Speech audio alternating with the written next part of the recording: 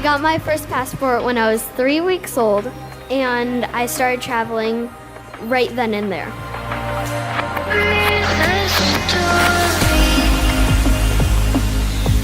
What do you want to be when you grow up? I didn't get asked that question. I got asked, what do you want to be now? Look at me, I'm a designer and I'm only 10. It's a shock to me too. I can. I want to inspire everyone here. I just want to say, be unstoppable. Yeah, awesome.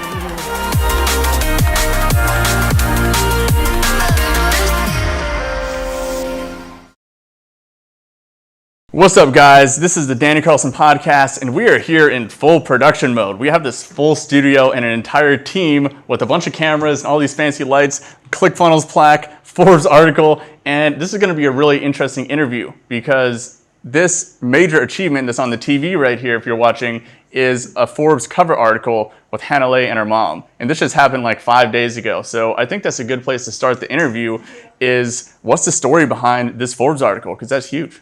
Yeah, so my mom has done so many awesome things. She works online, and me and my family have kind of been traveling all of our life since I was born, and I can touch more into that story.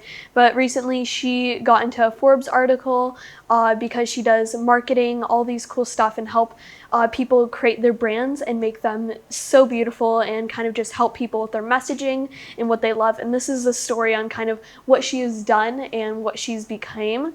And so it's really cool that she did this Forbes article, and of course she talked about me and like our lifestyle and stuff. So it's really cool, and I'm and I'm like so beyond happy, and I am so proud of her, and it's awesome.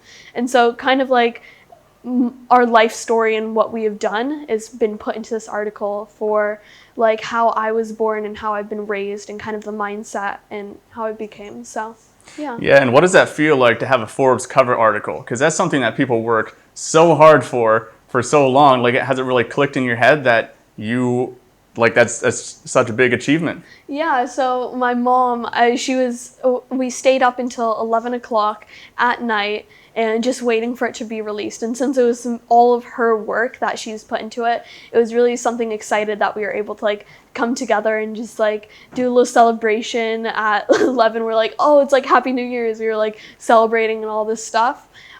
So yeah, I'm really proud of my mom, and she's done so many great things, and that article is a really big thing for her. She's been wanting to get in Forbes for a long time, and especially talking about me and like talking about the family, it means a lot. So she's very happy, and I'm very happy for her. So yeah, well, congratulations. And just to set the tone for people too, I want you to talk a little bit about another just big event that just shows the scale of what you guys are doing. Like, you turned down a $30 million investment opportunity from one of the sharks from Shark Tank, right? Tell us a little bit about, why you turned down such a large amount of money that most people would have jumped at that opportunity. What was it? So about when I was like 12 years old, which is funny to say because that was like a year ago or two. So when I was around 12 years old, I got offered $30 million to be invested into my business. If you guys don't know, I have created a fashion brand where I create eco-friendly fashion that uses sustainable materials. I'm wearing one of the shirts right now. It's very comfortable. That uses sustainable materials like bamboo. And my goal is to make the world a better place and taking one things at a time that are hurting our planet and changing them into a more sustainable thing is what I want to do. So I created a fashion company. I still have it, and we've been working on it, and we have a small shop in Bali here. And a few years ago, I got pitched $30 million from an investor to be able to be invested into my company. And he was telling me like, we can get you on Vogue magazine, we can get you on these big articles, we can do all these things, like you'll be known everywhere, but I will own 70% of your company. And that will be all the profit. And he's like, look at, and like the whole entire time, he's like, look at this. If you make $100 million, like I will get $70 million and you'll get the rest of it. And I'm like, but why don't I get the $100 million if this is what I've made? And so it's something where I felt like it didn't come to my values, and it compromised what I was believing in, which was slow fashion, making everything sustainably, not making a mass market and all this stuff. So I decided to turn down the offer to do what I love and continuously just make myself happy in what I do. And it's not about selling as much products. It's about getting that message out and making people happy and making sure that I'm happy while I'm creating something. So Yeah, and I mean, like, you have good money from what you guys are doing. Like, look at this place that we're living in here, and in Bali especially, a little bit of money goes a very long way. So do you think that, like, what was it that instilled in you the need to do something that you're passionate about instead of just chasing a lot of money? Because most people, myself included in the past, have just been really, really focused on the chasing money, and it can be a really alluring thing. So how at such a young age did you just go over here when everyone else is really focused on going over here? Yeah, so when I was 7 years old, I got asked, what do I want to be now, instead of what do I want to be when I grow up? And that single thing changed my mindset and what I could truly be, since a lot of kids my age get asked, what do you want to be when you grow up? What do you want to be in the future? What do you want to do when you're older? Because as a kid, you cannot accomplish anything except for go to school. And just work on this, you'll like go to college, you'll get married, you get a job, and then you'll be able to do what you love. You can't choose it in the now. And so I feel like we need to change our mindset, knowing that we can be happy by what we do now, and we don't have to wait. We don't have to wait for that future. So when I got asked, what do I want to be now? That changed my mindset. That changed what I could truly want to do and be. And so, of course, I asked for $20 from my mom and dad, and I bought threads, needles, fabric, and I started sewing these little tiny keychains of these little food items. And I sold them to all my mom's clients at her events, and I made enough money to make my first prototype. Since I was interested in fashion, I made my first prototype of clothing, and I sold it. Then I was able to invest it back into my company, and since I've lived in an entrepreneurial family, I've been able to learn the value of money, learn investing, and I've had people who are able to support me in what I do. And so now I have a fashion company where we're making face masks right now and helping people in this time and need. And I really want to create something where I can do what I love now, either if that means fashion, if that means artwork. I've been really going into my artwork and my creative side again and kind of learning more. And if I'm not happy, I will not do it.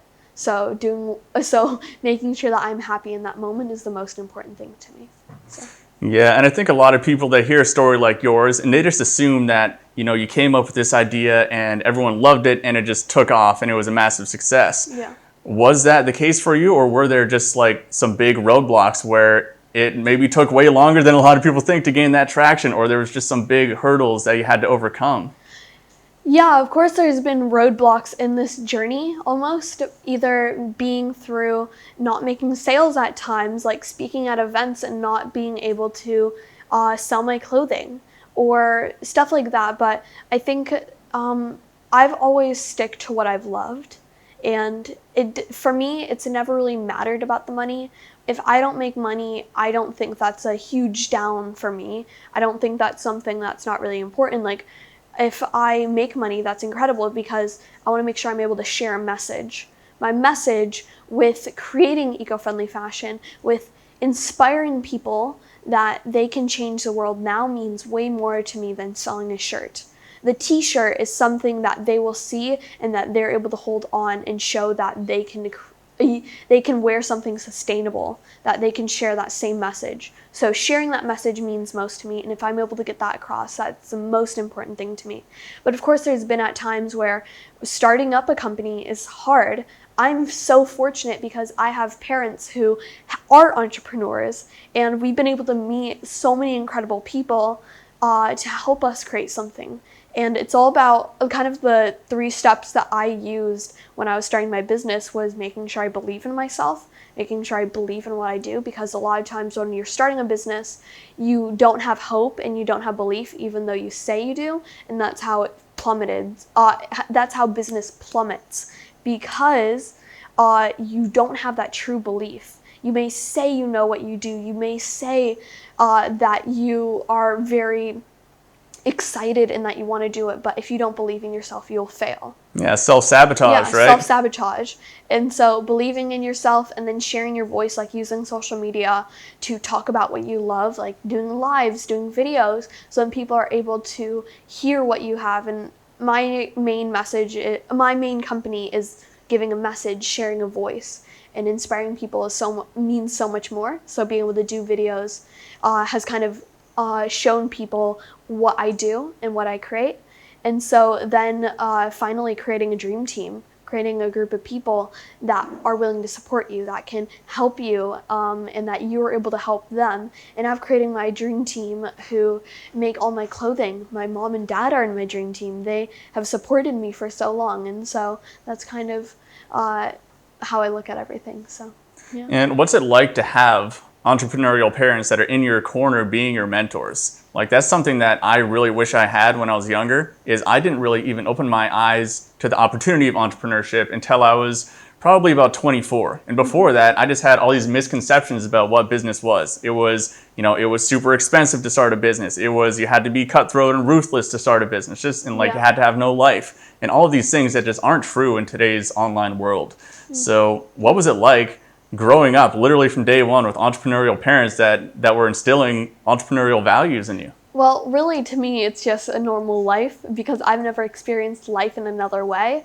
But I feel very fortunate to have people who are very supportive. And one kind of how we started all of this is my mom and dad invested in real estate and lost everything.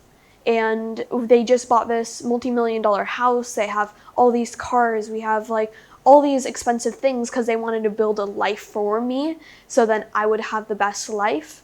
But they start realizing after they lost everything, they're like, what do we do? My mom quit her job and started working online. My dad was in engineering, and they both quit their job to do all these things. And now that everything plummets, that just hit so badly that they're like, what can we do? We have to give away everything, and we can't just go back to our jobs because that's not what we love. So they decided to start traveling the world. And they're like, we want to raise someone, a kid like me, to learn from the world, to learn values and learn how to care for the world. And that has shaped me in what I've done, and why I want to help the world so much is because I've seen people around this world who needs help, who needs to be able to be helped by people and have more of an open heart from other people who are maybe more fortunate. So really, I think it was definitely fortunate for me because it has opened my mind to so many unique things where now I'm able to share it. Like, I have a book now where I talk about my entrepreneurial values, like having kids start their own business now. It doesn't even mean starting a business. It just means instilling that thought in your mind that you can do what you love and that you don't have to work for a job that you won't be happy in. And you don't have to confine to society's norms, that you can truly do what you love now. So. Yeah, see, that's so interesting because I have a lot of students who I help them start freelancing or start their own online business, just doing their own services. But the main barrier for almost all of them, these are all adults and people who have, are in their 20s or their 30s or even 40s. And the main barrier is just shifting that mental pattern in their brain that this is a viable option for me. I can actually do this. I can actually make this happen.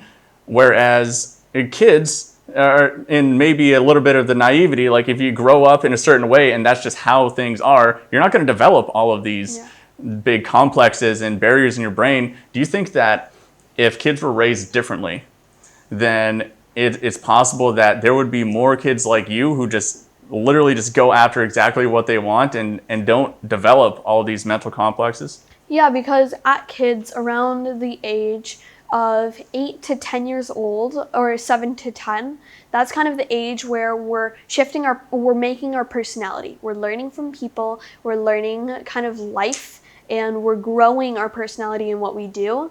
And so when we start to see people who, like parents that are sad at their jobs, that are arguing every night, that have people in their schools that are gossiping, doing all these things, we start to think that's normal. And so we start building our personality off of that, knowing that it's okay to be mad. Like, you're not supposed to do what you love. You're supposed to be sad, and that's how life goes. If we are raised in a way where we are shown kindness, we are shown to make decisions, and like my mom, when she was growing up, her dad like told her, like, your kids are supposed to be seen, not heard.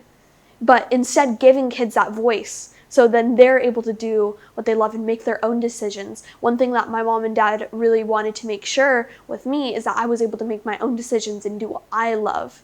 I was able to choose, instead of saying like, oh, I don't want pizza, I don't want this, instead saying, I want this, I would like this. And so I'm able to make my own decisions and choose what I want. So yeah, instead of trying to like avoid everything you don't want, just choosing what you do want is such a more powerful mindset to have. Yeah. And so like if kids were able to be raised in a mindset where more things are open to the possibility, less shame, and like I feel like with adults, like you were saying earlier, with people who were like kind of choosing like entrepreneurship, the one thing that they were stuck in was the mindset. It's like the people that you're around are what shift your personality. If you're around mean people who will yell or like stuff like this, or who have a very bad energy in a way, you'll start feeling that same way, because we're animals. We take on the same personalities of the people that are around us. So if we surround ourselves with people who are kind, people who are thought leaders, who are inspiring, who are doing something different, then we'll start to become that, because we look up to those people. And we shift our mind and we shift who we are based on the people that we're around. So. Yeah, so you're an elementary school dropout. And you dropped out of 6th grade? 4th grade? 5th grade, actually. 5th grade, man, I'm slacking. That's so cool. We're all slacking, man. I'm the only one, I think, that I know that can use the elementary school dropout. That's, like, on my Facebook, it's like, what have you done in life? I've dropped out of school, I've created a business, and I live in Bali. Which is not very common. Yeah. Do you think that the public school system is broken? Well, I have been traveling all my life, and I've always chose to be in school, and that's just something I want to do because I've always wanted a social life and being able to be with friends. But when I started creating my business, this school system wasn't working good for me, and it wasn't letting me thrive. I would wake up super early and I would go home very late, and I wasn't able to work on any passion projects I had, because it was all something that you're supposed to think this, you're supposed to do this, and then there's no creativity. Like, there was only one art class for like 30 minutes a week, and me being a super big artist and just loving to create, that wasn't fulfilling what I wanted to be doing. And I've been creating videos since I was literally a baby, and with creating content with my mom and dad and just documenting our life. Like, I got really bullied. I was really hurt in school, where these kids would pull up the videos of when I was like when I was like 5 years old, like doing these videos by myself, and they would connect it to the school projector and play it so all the kids in the school could watch and all the class could watch, and they would laugh at me. And I really stopped doing what I love at that point, because I thought that I wasn't good enough and that I was doing something bad, so I stopped doing it. And for a while I would bottle up my feelings in what I did, and I hurt dramatically from that, because that affected who I was as a person and all the things that I loved and all the things that I thought were incredible, like my artwork, like doing videos, creating fashion. I thought that was bad now because these kids were laughing at me. And so I stopped doing it. I stopped creating art. I started saying horrible things about myself because that's what the kids were saying to me. And so I dropped out of school because the school system and what I was learning was bad, just for how my brain processed. And I always felt like I was lower than the other kids, or not as intelligent as the other kids, because of how the school system was set up, that the way I learned wasn't the way other kids learned, and so I learned slower.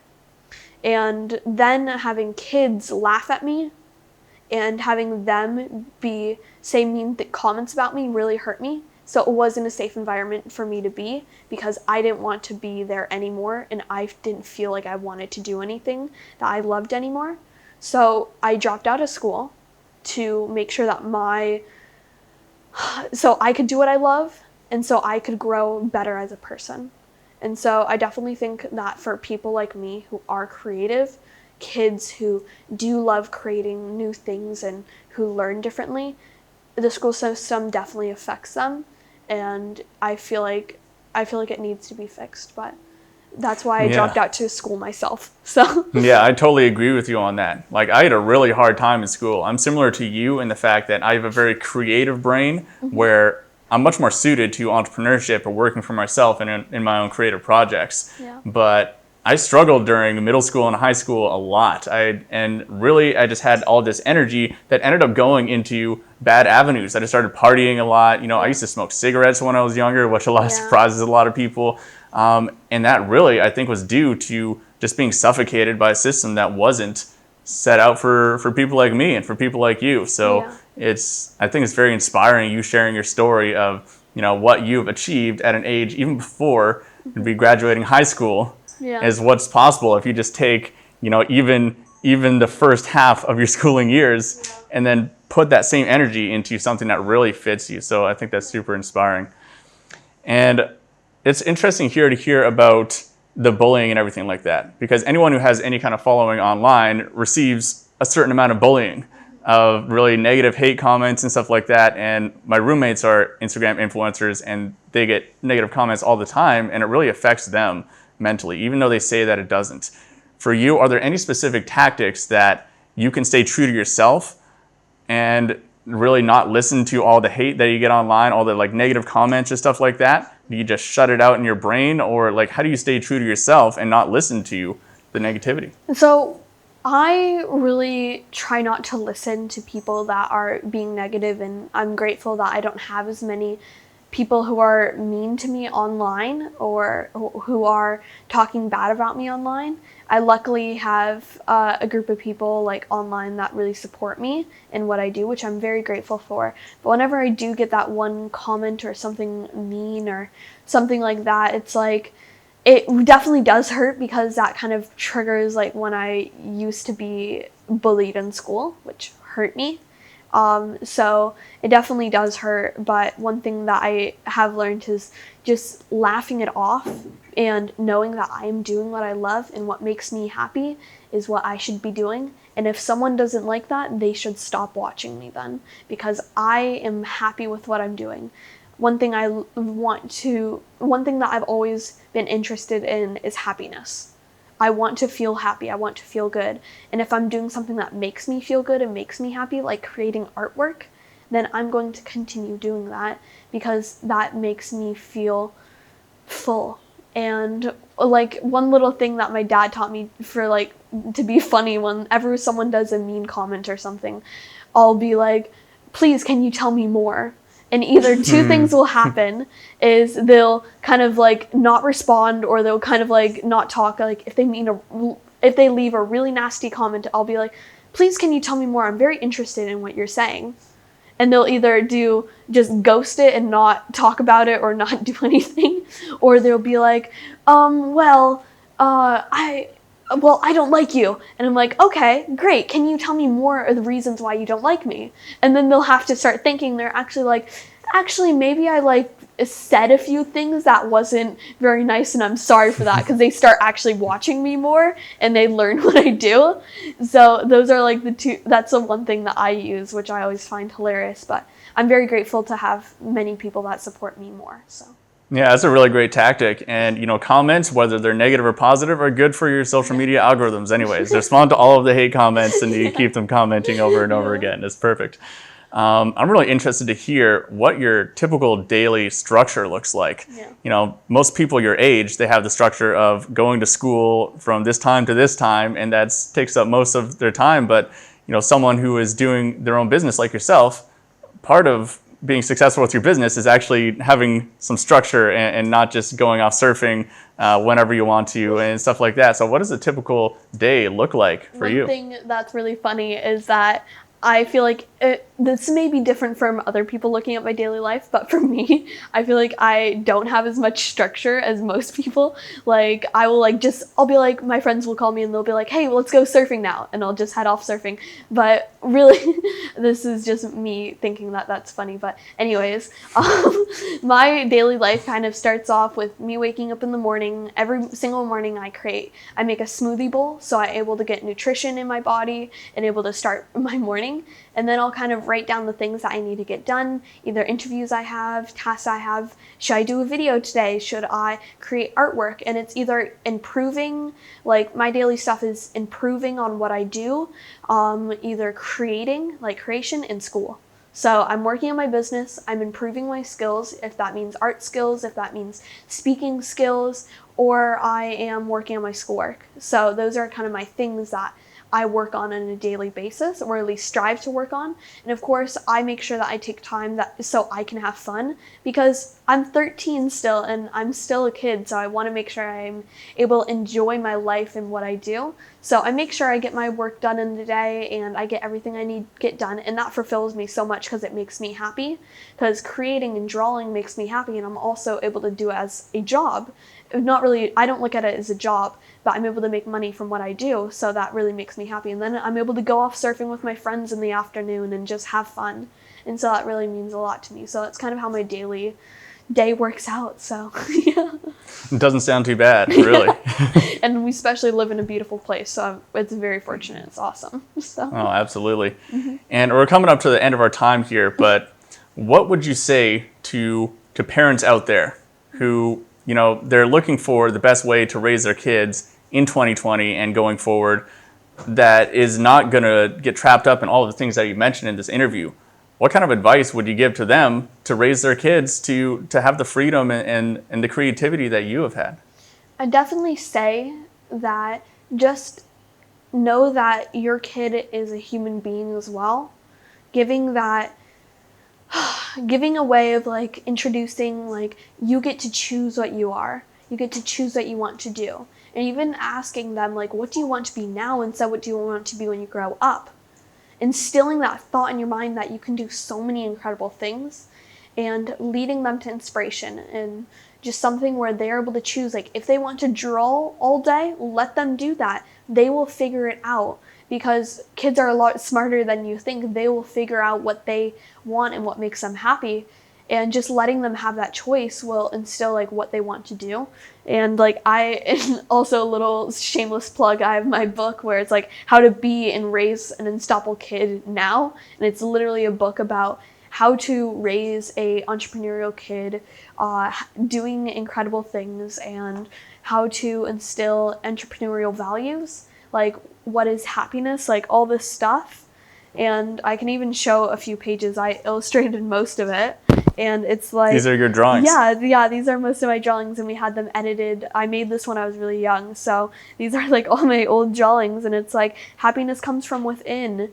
And I actually wrote in this a long time ago, but it's like sharing is caring, like all these different things. And it starts from like the values of being a kid, and like the values of what does it mean to be an unstoppable kid, what does it mean to have a passion, like all this stuff. And then it starts going into business values in the back, like money management, legal requirements, stuff like that. And it's something that can inspire you to do what you love now, and then it can be how to create a business off of what you love even as a kid. So that's something that I created, which I think is incredible. And we also created a little program off of that as well, where it's like a video course walking you through. Is it for the context of parents, or directed towards kids, or for both? It's for both. So then the parents are able to learn and grow, and the kids are able to learn and grow, and it's something fun. And these are all of the lessons I've learned growing up and creating a business and creating something where I'm able to do what I love. And even just creating positive reinforcement with your kids, having genuine conversations about what they like, taking interest, and really being there for them, and like letting them choose what they want, letting them choose what they want to do, and showing that really genuine human interaction with them.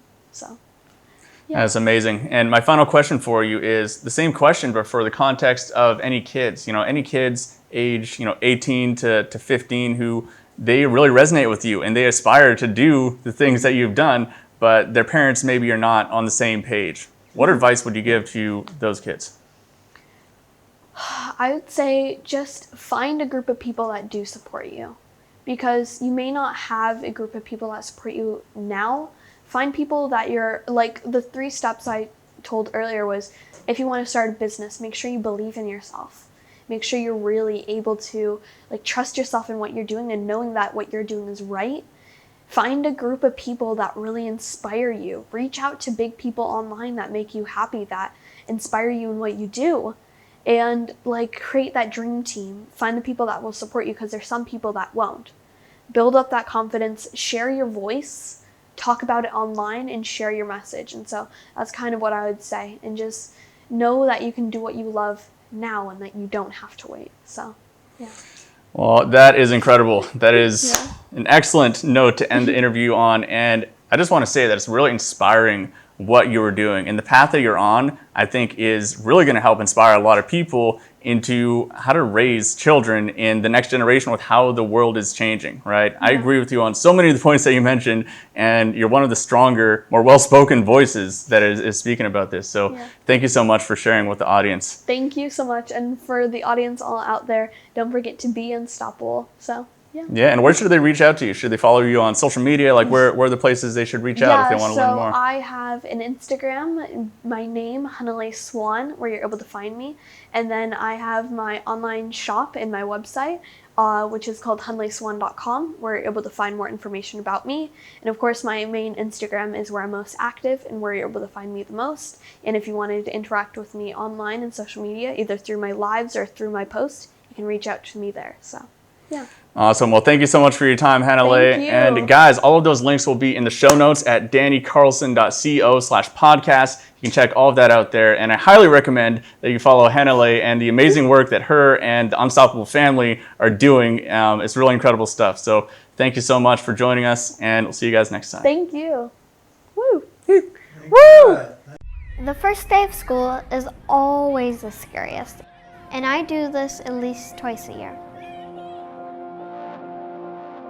I was 1 year old when I started traveling. First stop, Hanalei Bay, Hawaii. That's where I got my name. I'm Hanalei Swan. Since then, I've lived and went to school in Panama, Peru, Brazil, Mexico, and Morocco. And now, I live here in Bali, Indonesia. Life's pretty good here. I made friends from all around the world. My dad surfs, my mom writes, I have 1 cat, 2 rescue dogs, and a house full of geckos. I go to the beach a lot. Every day is a new adventure. Happy birthday. With new friends, new sights, and new lessons. I get to do all this because my parents work online. My mom and dad speak all over the world, and I get to go with them. And once in a while, I even speak. I'd like to encourage people to feel confident, happy, healthy, and beautiful, like how we need to feel on a first day of school. A lot of people deal with fear in their life, and unfortunately, there's no quick way to go through it. But for me, a beautiful dress can make anyone feel powerful. My passion has always been art and design. Traveling this much has definitely introduced me to styles, textiles, colors, and designs. From the poyeras of Panama to the Moroccan caftans to the Balinese cabayas and the Hawaiian sarongs, the list goes on. I get inspired by it all. Then I design. And then one night I met Karen. I showed her my designs, and she said they should be more than just drawings. They need to be real. And that's what brought us right here, the Real Creation Mode. 10 designs inspired by 25 different countries and 6 continents, and 1 girl who refuses to be afraid anymore. My goal has always been to help people, and that's exactly what this collection will do. It'll make people happy. Everyone involved is doing it out of love, and everyone who has the chance to wear them will feel unstoppable. And now I think it's time for you to see them too.